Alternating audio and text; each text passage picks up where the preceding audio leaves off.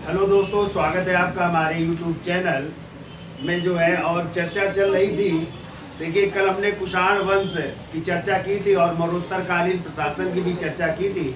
आज एक नया टॉपिक है और वो है संगम वंश, जिसे संगम साहित्य के नाम से भी जाना जाता है। तो संगम का अर्थ होता है मिलन। क्या होता है? संगम का अर्थ होता है मिलन। और इसके अलावा संगम का अर्थ होता है गोष्ठी भी है।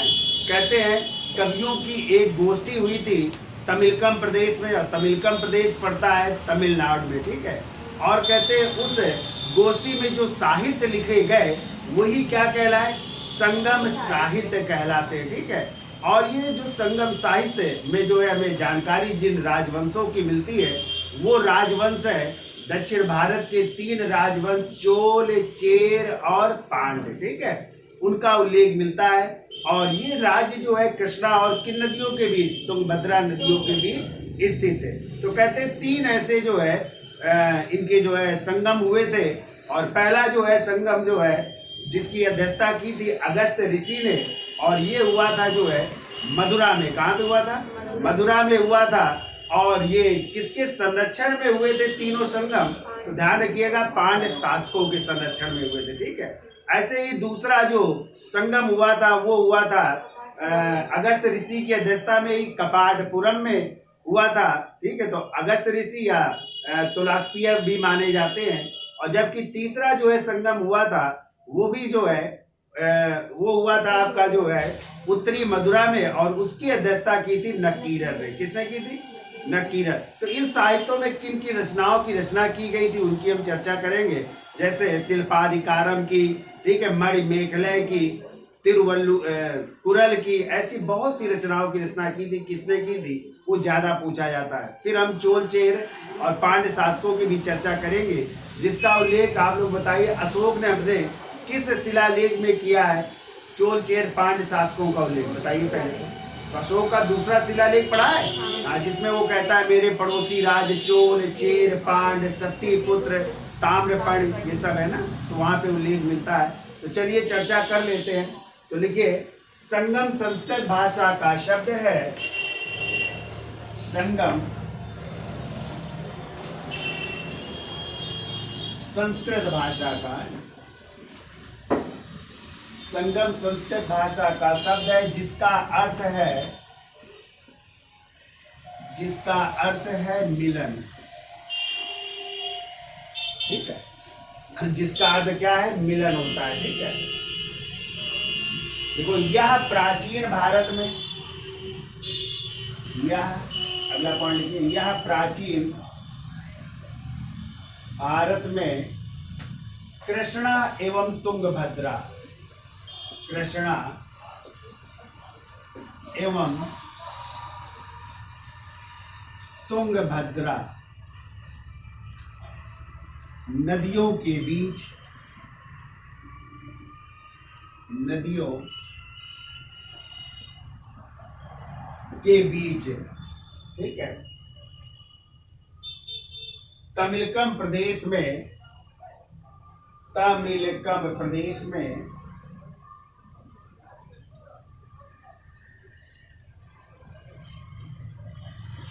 तमिलकम प्रदेश में लिखा गया साहित्य, लिखा गया साहित्य संगम साहित्य कहलाता है, ठीक है। लिखा गया साहित्य संगम साहित्य कहलाता है, ठीक है, संगम साहित्य कहलाता है। या तमिल कवियों का जो है ये दोनों का मिलन भी था। तो तमिलकम प्रदेश में लिखा गया साहित्य संगम साहित्य कहलाता है, ठीक है। और संगम का तात्पर्य लिख लो, गोष्ठी से भी होता है, क्योंकि संगम का तात्पर्य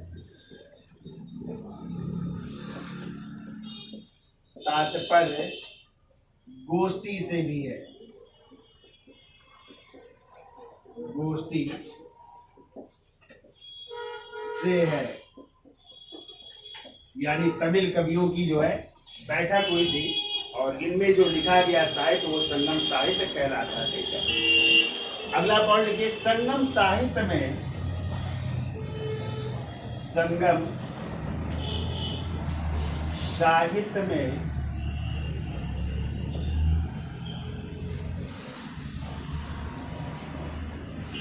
महत्वपूर्ण राज्य, महत्वपूर्ण राज्य, और वो अपने आप को बताया थे कौन से राज्यों का उल्लेख है, चोल, चेर, पांड्य। चोल, कामाचेर और पांड्य का उल्लेख मिलता है। ठीक है, संगम साहित्य में 3 महत्वपूर्ण राज्य चोल, चेर, पांड्य का उल्लेख मिलता है। ठीक है, अब देखो संगम युग की तिथियां क्या हैं, तो कुछ इतिहासकारों ने तिथियां भी बताई हैं, तो लिख लीजिए, संगम युग की तिथियां।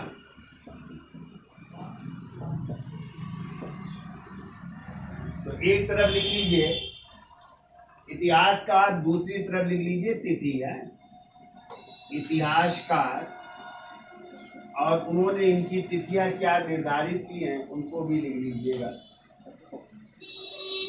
तो पहला लिखिए, श्रीनिवास अयंगर महोदय ने, श्रीनिवास अयंगर,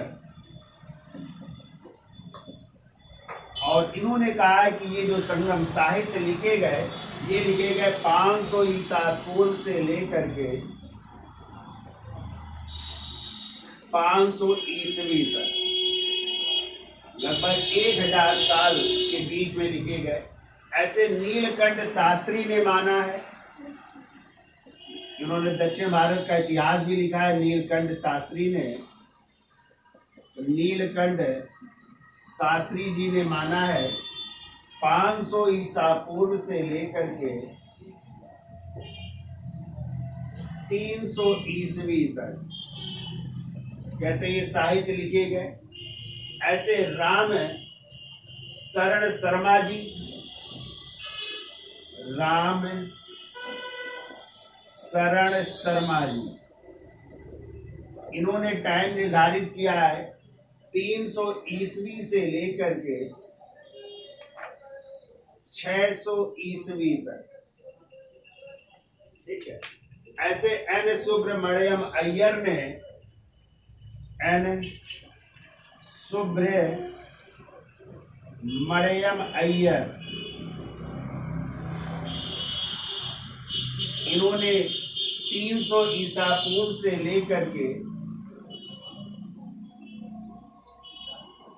300 ईस्वी तक जो है इसका निर्धारण किया। ठीक है, तो अलग अलग इतिहासकारों ने अलग अलग जो है इसकी तिथियां निर्धारित की हैं।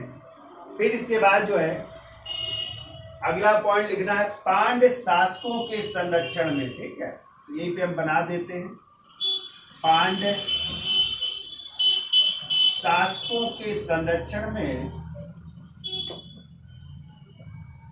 संरक्षण में 3 संगम हुए, 3 संगम हुए। और वो 3 संगम कब कब हो रहे हैं, तो आप लोग इसमें कॉलम बनाइए। एक में लिखो संगम,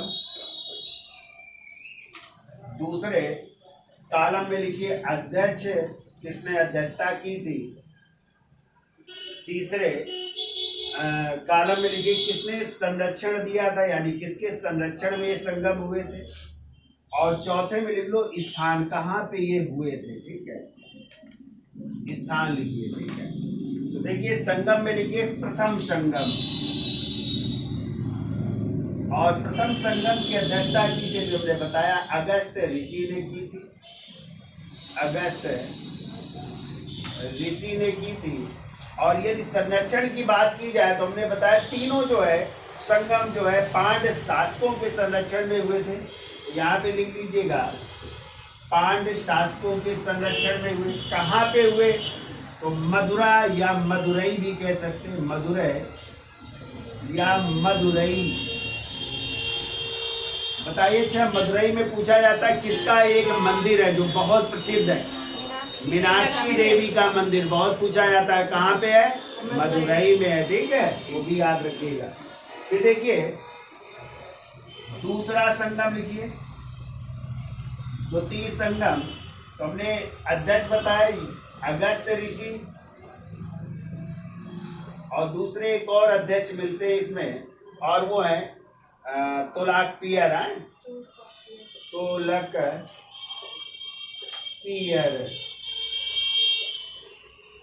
और शासक यही हो जाएंगे, पांड्य शासकों के इस संरक्षण में हो रहा है, पांड्य शासक इस संरक्षण कर रहे हैं। और ये कहाँ पे हुआ, तो इसमें हो जाएगा कपाटपुरम है, कपाटपुरम में हुआ था। और कपाटपुरम स्थान जो है आज जो है अलवाय जो स्थान है तमिलनाडु में है, अलवाय, जहाँ पे एल्युमिनियम कंपनी भी है, अलवाय तमिलनाडु का इलाका है, तो वहाँ पे हुआ था। फिर आइए तीसरा संगम किसकी अध्यक्षता में हुआ, तो तीसरा संगम इसकी अध्यक्षता कर रहे नकीरर, नकीरर, ठीक है। संरक्षण कौन है, तो पांड्य शासकों ने इस संरक्षण किया था, पांड्य शासकों की इस संरक्षण में हो रहा है।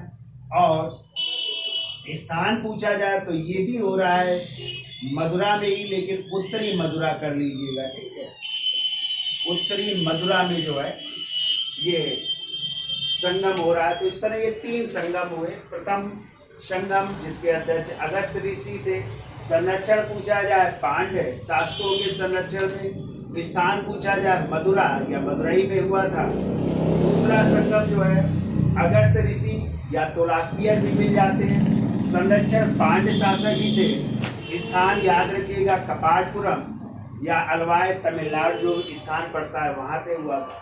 और तीसरा संगम जिसके अध्यक्ष थे नकीरर, संरक्षण पांड्य शासक ही थे और स्थान क्या था, उत्तरी मदुरा था, ठीक है। तो इस तरह ये 3 संगम हुए थे और कहते हैं अलग अलग सदस्य इसमें शामिल हुए थे। प्रथम संगम में 549 सदस्य शामिल थे, दूसरे में जो है 59 सदस्य शामिल थे, और जबकि तृतीय संगम में 49 सदस्य शामिल थे, ठीक है। तो ये आप लोगों के लिए इम्पोर्टेंट नहीं है, बस इतना ये याद रखिएगा। अब हम जो है इस समय की जो है संगम साहित्य के महाकाव्यों की रचना कर लेते हैं, तो इसको लिख लीजिए, इसके साथ ले लो। तो देखिए संगम साहित्य के महाकाव्यों की चर्चा कर ली जाए तो पहला महाकाव्य लिखिए शिल्पाधिकारम है, शिल्पाधिकारम।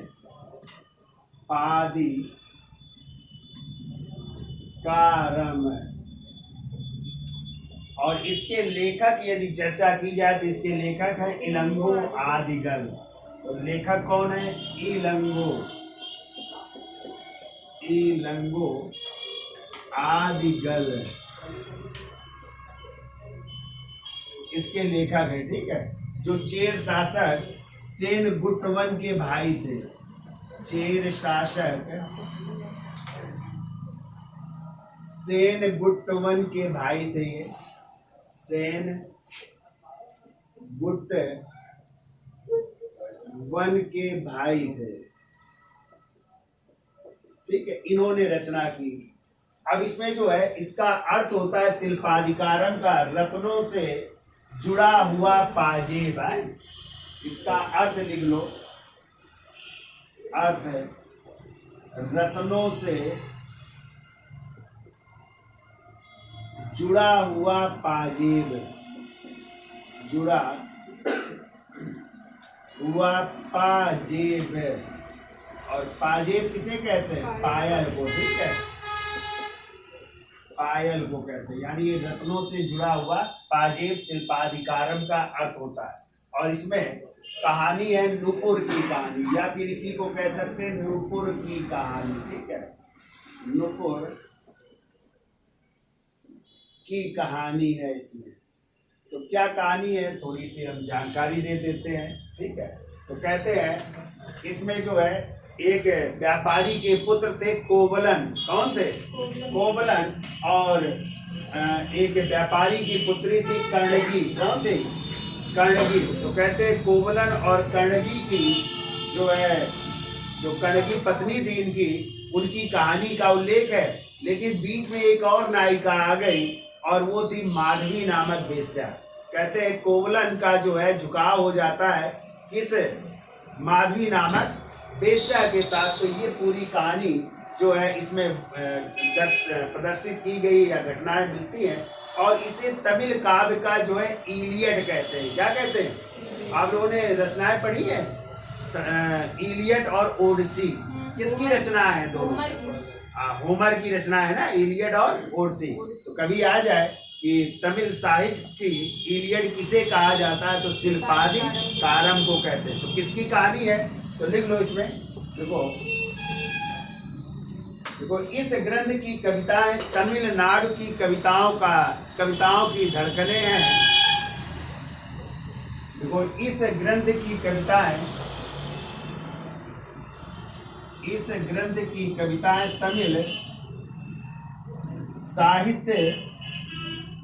तमिल साहित्य की कविताओं की धड़कने हैं। कविताओं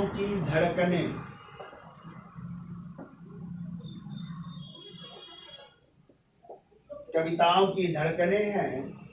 इसमें लिख लो, इसमें वणिक पुत्र,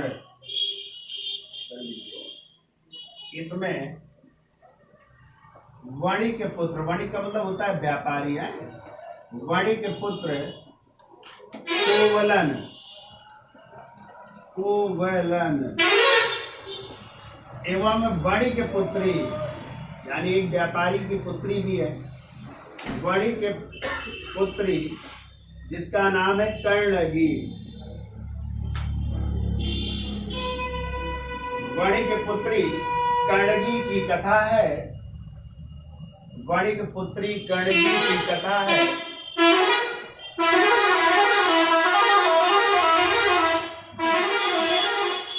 किसकी कथा है? वणिक पुत्री कर्णगी की कथा है। देखो अगला पॉइंट, वणिक पुत्र कोवलन अपनी पत्नी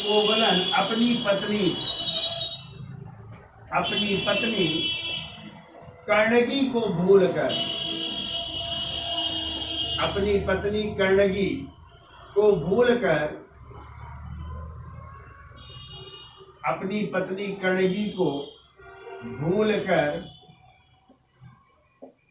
माधवी नामक वेश्या से प्रेम करता है। माधवी नामक वेश्या होती है। माधवी नामक वेश्या से प्रेम करता है। और कहते हैं जब पति की मृत्यु हुई, यानी किसकी? कोवलन की मृत्यु हुई। तो देखो पति जो है दूसरी महिला से प्रेम कर रहा है, लेकिन जब पति की मृत्यु होती है तो उनकी पत्नी अपने पति के साथ क्या हो जाती है? सती हो जाती है। तो कहते हैं कर्णगी पूजा भी प्रारंभ की थी वहां के राजाओं ने। ठीक है, आज भी कहते हैं प्रचलित है वहां पे। कौन सी पूजा? कर्णगी की। एक महिला जो है जिसके पति ने उसका साथ छोड़ दिया, फिर भी जो है वो अपने पति की मृत्यु पर क्या हो रही है? सती। तो कर्णगी पूजा भी प्रारंभ हुई थी। ठीक है, तो लिख लो दक्षिण भारत में कर्णगी पूजा,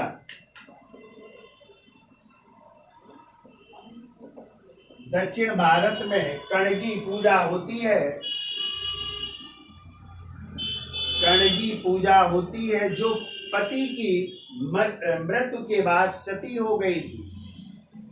जो पति की मृत्यु के बाद सती हो गई थी।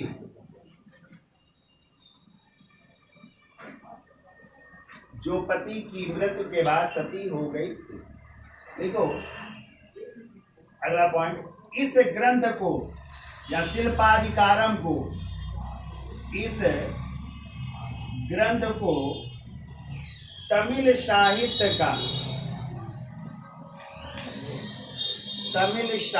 का क्या कहते हैं? इलियड कहते हैं या इलियड कहते हैं। ठीक है, तमिल साहित्य का इलियड या इलियड भी कहीं कहीं मिलेगा। ठीक है, और ये किसकी रचना है? इलियड होमर की रचना है। ठीक है, इलियड और ओडिसी, ठीक है। तो इसे तमिल साहित्य का इलियड कहते हैं, ठीक है।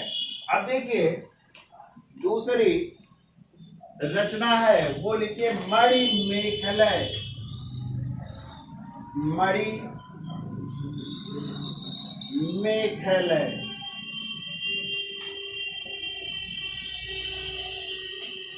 और इसके लेखक है शीतले सत्यनार। शीतले सत्यनार।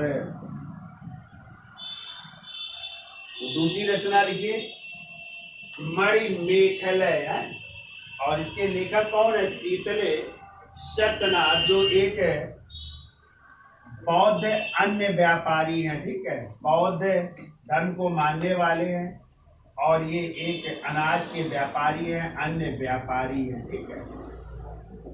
तो शीतले सत्यनार एक बौद्ध अन्य व्यापारी है, ठीक है। और मणिमेखलय का अर्थ होता है, लिख लो इसका अर्थ, मणियों युक्त कंगन। इसका अर्थ है मणियों युक्त कंगन, ये इसका अर्थ होता है मणिमेखलय का, ठीक है। तो कहते हैं जो शिल्पाधिकारम की कथा थी, जिसमें आप लोगों ने कोवलन, उनकी पत्नी कर्णगी और उनकी एक प्रेमिका माधवी की चर्चा की गई थी। तो कहते हैं इसी में जो है, इसी कोवलन और जो वेश्या थी माधवी, उन्हीं से उत्पन्न उनकी एक बेटी होती है, और उसी का नाम था मणिमेखलय। क्या नाम था? यानी माधवी से और किससे? कोवलन से उत्पन्न एक पुत्री है, और उसी पुत्री का नाम क्या है? मणिमेखलय। और ये मणिमेखलय जो है किस धर्म की अनुयायी हो जाती है? बौद्ध धर्म की अनुयायी हो जाती है। इसीलिए एक बौद्ध अन्य व्यापारी ने इस ग्रंथ की रचना की है, ठीक है। तो किसके आगे कहानी है? कभी क्वेश्चन आ जाए कि मणिमेखलय में किस ग्रंथ के आगे की कहानी है, तो शिल्पाधिकारम की। और किसकी कहानी है? कोवलन और माधवी की पुत्री, जो एक वेश्या थी माधवी, और उसका नाम क्या है? मणिमेखलय। तो लिखो, देखिए इसमें शिल्पाधिकारम के आगे की कथा है। इसमें शिल्पाधिकारम के आगे की कथा है, और मणिमेखलय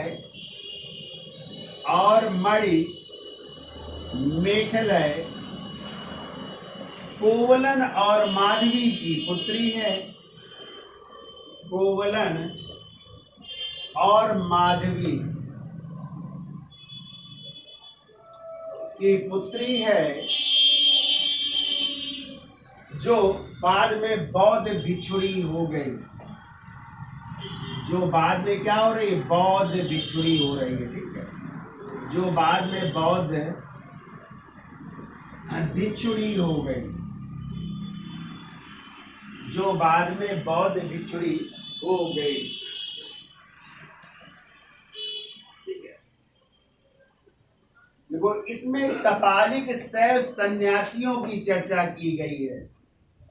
इसमें कपालिक शैव सन्यासियों की चर्चा की गई है। तो हमें बताइए कपालिक संप्रदाय के संस्थापक कौन थे, या कपालिकों के इष्ट देव कौन थे? शिव, भैरव, ठीक है। और भैरव को भी शिव का अवतार माना जाता है, ठीक है। तो कपालिकों के इष्ट देव कौन थे? भैरव थे, ठीक है। जैसे आप लोगों ने पाशुपत संप्रदाय पढ़ा है, और तो पाशुपत संप्रदाय के संस्थापक माने जाते हैं लकुलिश। कौन माने जाते हैं? हाँ, तो लिख लो, इसमें कपालिक शैव सन्यासियों का उल्लेख है।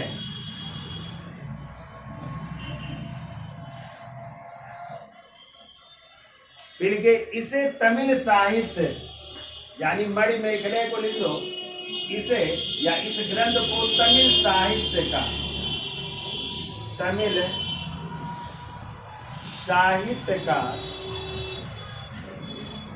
क्या कहा जाता है?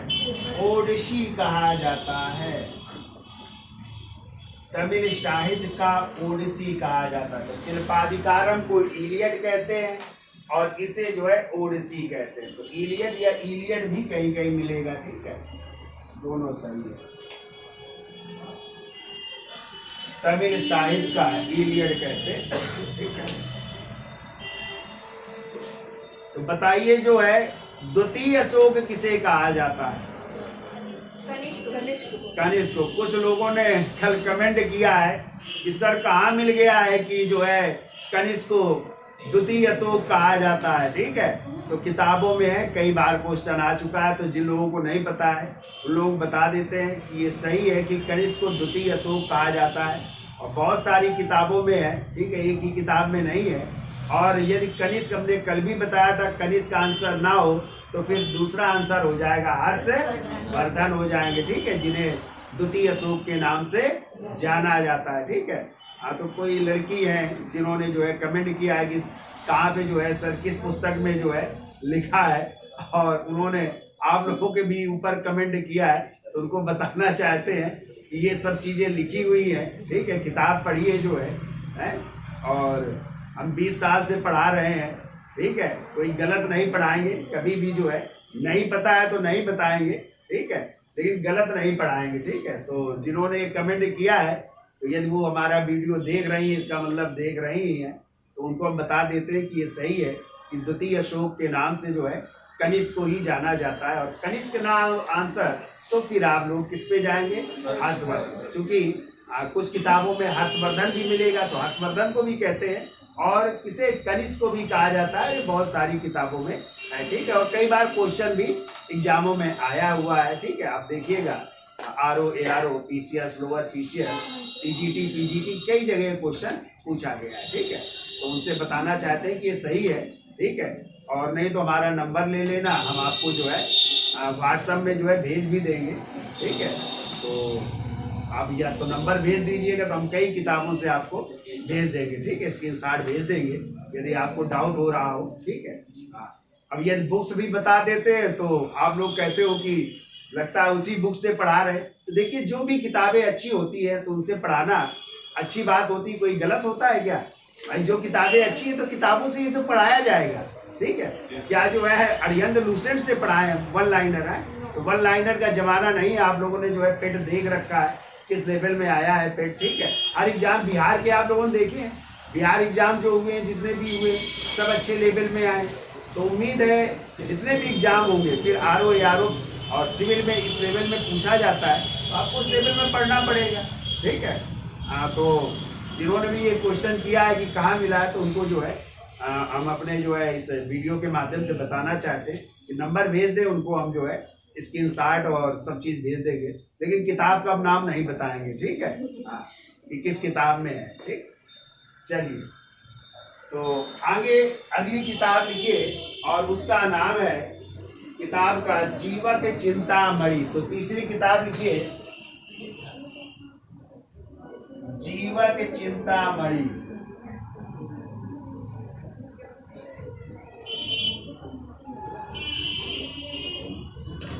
उनसे ये भी कहना चाहते हैं जरा कमेंट भी सही ढंग से किया करें, ठीक है। आपसे ज्यादा नॉलेज होगा हमारे बच्चों को, जितना आपको भी ज्ञान नहीं होगा, ठीक है, उतना बच्चे हमारे पढ़ा सकते हैं आपको, ये भी हम दावा कर रहे हैं जिन्होंने भी एक कमेंट किया है, ठीक है। तो जीवक चिंतामणि जिसके लेखक है, कौन है लेखक इसके? तिरुवक्केदेवर, एक जैन ऋषि हैं, देखो जैन ऋषि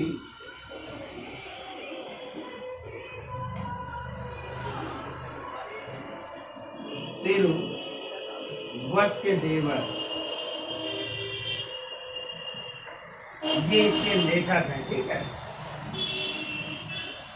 तो कहते हैं इसमें कहानी है, जो जीवक थे उन्होंने जो है सिंहासन छोड़ करके जैन सन्यासी हो गए थे, ठीक है।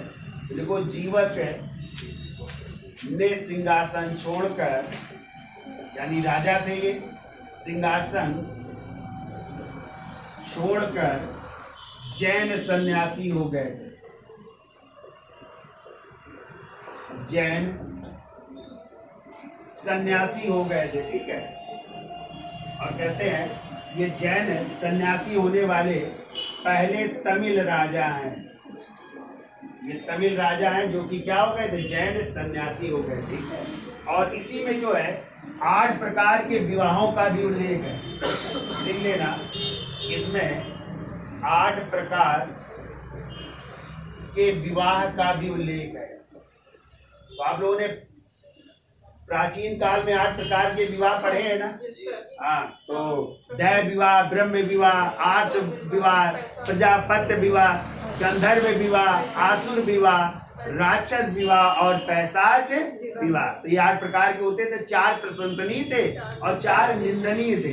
तो बताइए जरा, एक क्वेश्चन भी पूछ लेते हैं पीछे से, आर्ष विवाह क्या होता था?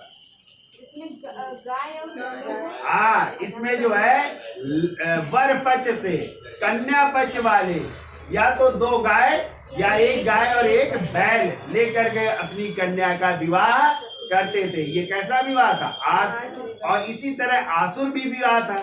उसमें भी जो कन्या पक्ष के लोग थे वर पक्ष से क्या लेते थे?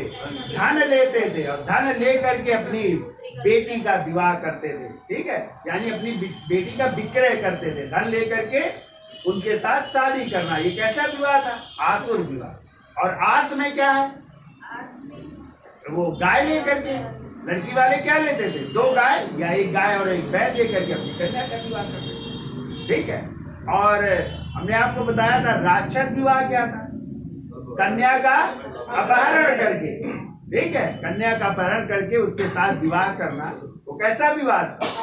राक्षस विवाह। जैसे प्राचीन काल में भगवान कृष्ण ने भी किया है, किसके साथ? रुक्मिणी के साथ। अर्जुन ने सुभद्रा के साथ अपहरण करके विवाह किया था। तो ये उदाहरण माने जाते। और प्रेम विवाह क्या कहलाता था? गंधर्व विवाह, इसे लव मैरिज कहते हैं। ठीक है, जैसे शकुंतला का दुष्यंत के साथ। ठीक है, तो इसमें भी 8 प्रकार के विवाहों का उल्लेख किया गया है। तो इसका स्क्रीनशॉट ले लीजिए, आगे रचना कर रहे हैं। देखिए, चौथा ग्रंथ है कुरल, और कुरल के लेखक है तिरुवल्लुवर। कौन है? तिरुवल्लुवर। लिखिए, यह लघु उपदेशात्मक कविताओं का ग्रंथ है। ठीक है, लघु उपदेशात्मक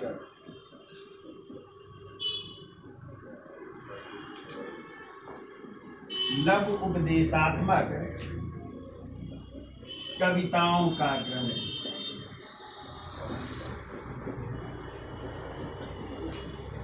कविताओं का ग्रंथ है। ठीक है, और इसमें जो है देखिए, तिरुवल्लुवर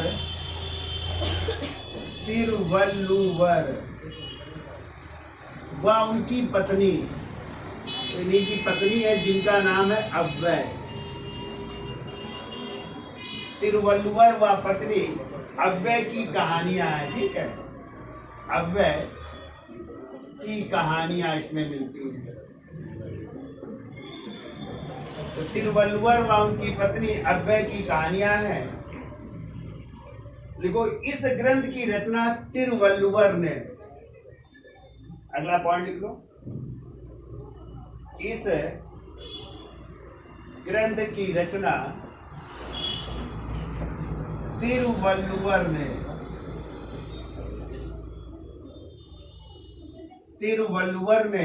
श्रीलंका के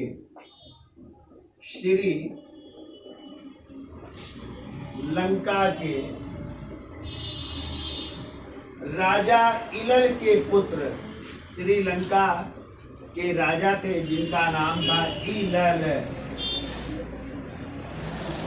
इलल के पुत्र,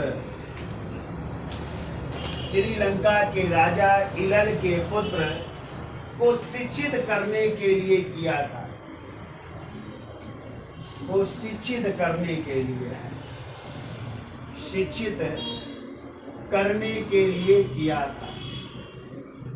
क्या लिखा है? इस ग्रंथ की रचना तिरुवल्लुवर ने श्रीलंका के राजा इलल के पुत्र को शिक्षित करने के लिए किया था। ठीक है, अगला पॉइंट लिखो, कुरल को तमिल साहित्य का आधार ग्रंथ। तो कुरल को जो है लिखिए तमिल साहित्य का आधार ग्रंथ भी कहते हैं। आधार ग्रंथ कामा इसे पंचम वेद भी कहा गया है, बाइबिल भी कहा गया है। पंचम वेद एवं बाइबिल भी कहा जाता है। पंचम वेद एवं बाइबिल भी कहा जाता है,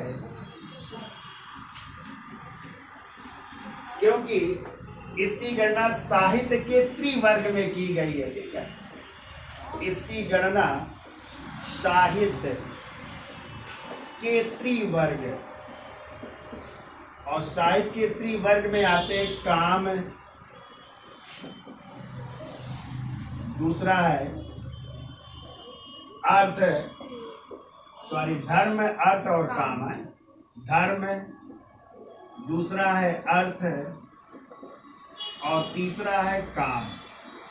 तो ये त्रिवर्ग में आते हैं। तो धर्म को जो है तमिल भाषा में कहा गया है अरम, आरम। अर्थ को कहा गया है पोरुल, और काम को कहा गया है इनबम,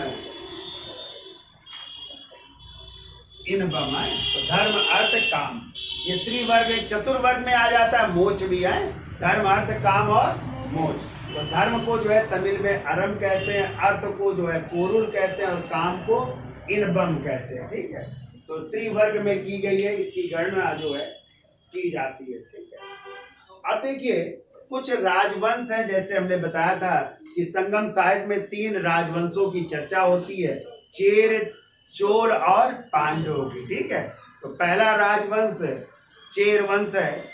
तो कहिए तो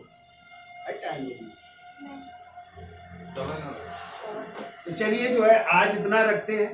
ठीक है, फिर अगले 3 राजवंशों की हम चर्चा जो है नेक्स्ट उसमें कर लेते हैं।